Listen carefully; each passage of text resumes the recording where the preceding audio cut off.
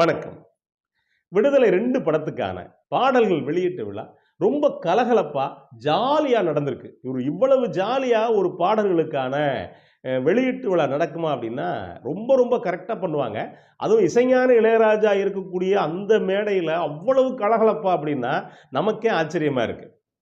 அதுலயும் குறிப்பா சூரியும், நம்ம விஜய் சேதுபதியும் பண்ண அட்ராசிட்டி இருக்கே, அவங்க 2 பேருக்குள்ளேயும் ஒரு கலாய்ப்பு, அது இது அப்படின்னு அவங்க 2 பேரும் ஒரு பக்கம் பண்ண, இவங்கள பார்த்து ஒரு பக்கம் ஒரு செட்டு விசில் அடிச்சுக்கிட்டு, அப்படி ஒரு ஜாலியா ஒரு பக்கம் போனுச்சு.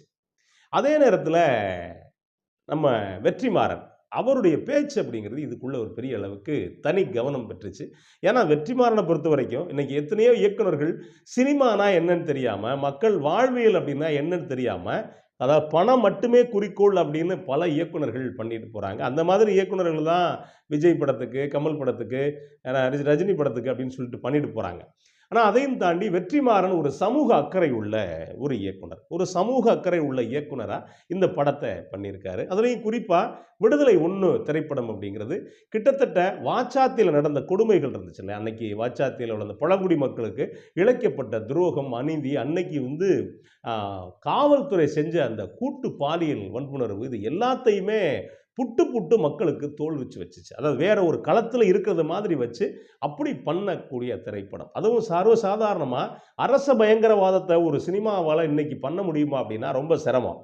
ஆனா அதையும் தாண்டி இது மக்களுக்கானது அப்படின்ட்டு அரச பயங்கரவாதத்த விடுதலை 1 ரொம்ப சிறப்பாவே பண்ணியிருந்தாரு. அதுலயும் சூரி இப்படியா? அப்படின்னு நம்ம கேட்கிற அளவுக்கு தான் இருந்தோம். விஜய் சேதுபதி தான் கதாநாயகன் அப்படின்னு தியேட்டருக்குள்ள போய் பார்த்தா, விஜய் சேதுபதி கிட்டத்தட்ட கெஸ்ட் ரோல்ல வந்துட்டு போனாரு.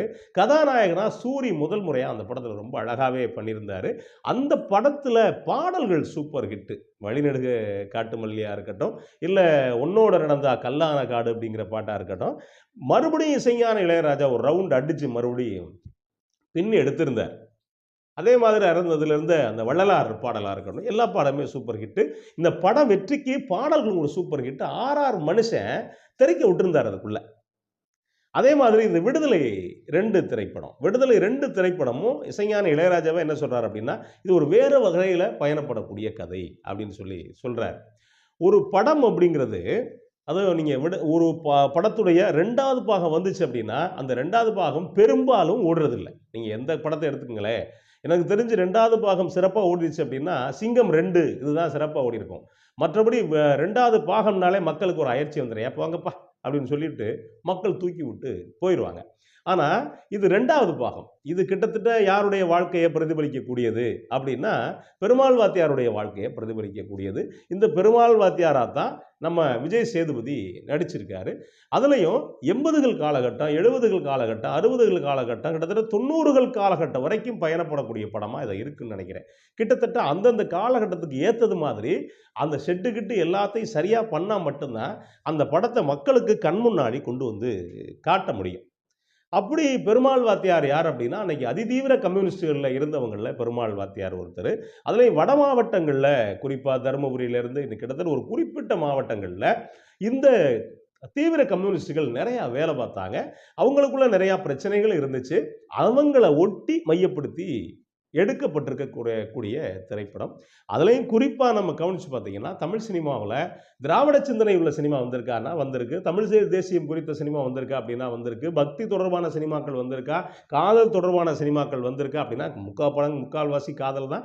குடும்பம் தொடர்பான படங்கள் வந்திருக்கா அப்படின்னா வந்திருக்கு. ஆனா அதையும் தாண்டி கம்யூனிஸ்ட்கள் தொடர்பான படங்கள் வந்திருக்கா அப்படின்னு கேட்டீங்கன்னா, மொத்தமா எண்ணிறலாம். ஒரு 10 படம் தான் வந்திருக்கு.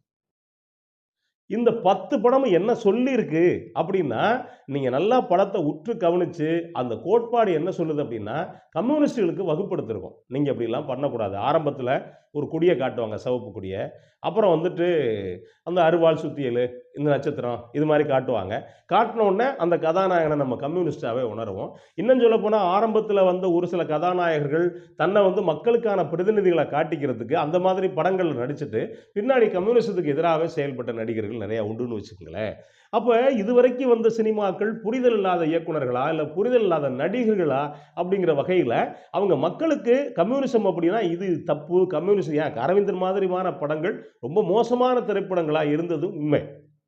அப்போ ஒரு திரைப்படம் அப்படிங்கிறது கம்யூனிஸ்டுகளுடைய வாழ்க்கை புரிதல் இல்லாம மேலோட்டமா எடுத்த திரைப்படங்களுக்கு மத்தியில முதலா ஒரு கம்யூனிஸ்டுகளுடைய வழிகளை கடத்தக்கூடிய ஒரு திரைப்படமா விடுதலை 1 இருந்துச்சு. விடுதலை 2ம் அது மாதிரி தான் இருக்கும் அப்படின்னு நம்ம நம்புறோம். அதுலயும் வந்துட்டு இவருடைய பேச்சு, நம்ம இந்த படத்துடைய இயக்குனர் வெற்றிமாறன். அவருடைய பேச்சு, ஏன்னா 4 வருஷம் இந்த படத்துக்காக நாங்க உழைச்சிருக்கோம் அப்படிங்கிறார். அதுலயும் நாங்க அந்த படத்துல நடிக்க ஆரம்பிச்சவங்களுக்கு, அதுக்கு பிறகு கல்யாணம் ஆகி குழந்தைங்கலாம் ஸ்கூலுக்கு போயிருச்சு. அந்த அளவுக்கு இந்த படத்துக்கான நாங்க வேலைகள பார்த்துக்கிட்டே இருக்கோம்.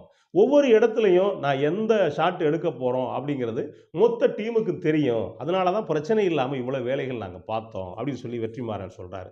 ஒரு பக்கம் யோசிச்சு பாருங்களேன். இன்னைக்கு 10 நாளைக்குள்ள படம் பண்ணி, 15 நாளைக்குள்ள படம் பண்ணி, காச கல்லா கட்டிட்டு போகக்கூடிய இந்த காலகட்டத்துல, ஒரு சினிமாவுக்காக தன்னை அர்ப்பணிச்சிருக்கக்கூடிய ஒரு இயக்குனர். வெற்றிமாறன். இப்படிப்பட்ட இயக்குனர்களால தான் தமிழ் சினிமா இன்னைக்கு உயிர் வாழுது அப்படின்னா எதார்த்தம். அப்ப ஒரு இதுக்காக தன்னை அர்ப்பணிச்சிருக்கக்கூடிய இயக்குனருடைய திரைப்படம். அதுல ஒரு சில பேர் என்ன பண்ணாங்க அப்படின்னா, வெற்றிமாறன் கோவப்பட்டாரு அப்படின்னு கட் ஷாட்லாம் போட்டு காட்டுனாங்க. அவருடைய டீம் மேல கோவப்பட்டுருக்காரு. பொதுமக்கள் மேல கோவப்படல. இன்னும் கோவம் கூட இல்ல. அதுவும் உரிமையா வாங்கடா போங்கடா அப்படின்னு தான் பேசுறாரு. அப்ப அப்படி இருந்தது வந்து அது அவங்க டீமுக்கான விஷயம். இத போய் ஒரு பக்கம் பெருசுபடுத்த வேண்டியதில்ல. இதுக்குள்ள முத்தாய்ப்பா நான் ஒருத்தர பார்த்தேன். யார் அப்டின்னா, இசைஞானி இளையராஜாவ. இசைஞானி இளையராஜா பேசினாரு.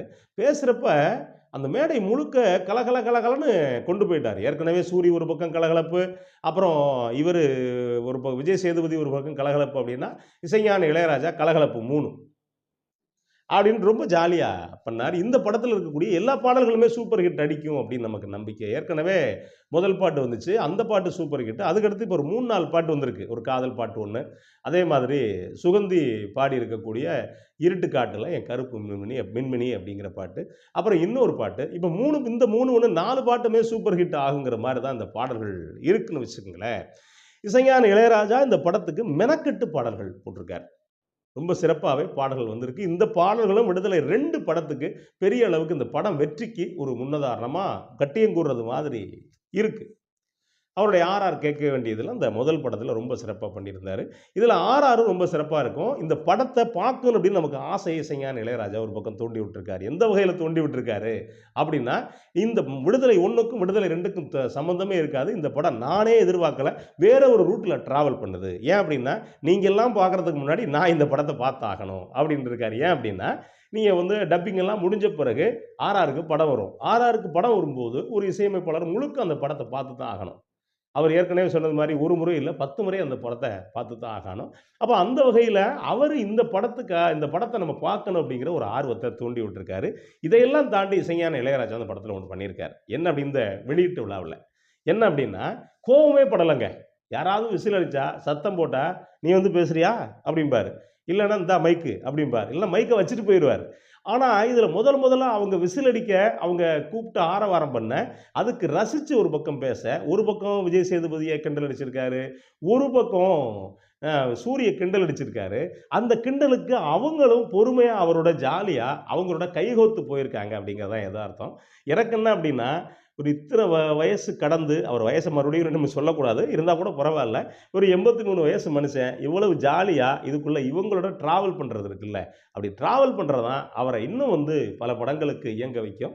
அந்த வகையில விடுதலை 2 திரைப்படம் சிறப்பா வரும் அப்படின்னு நம்புறோம். நன்றி. வணக்கம்.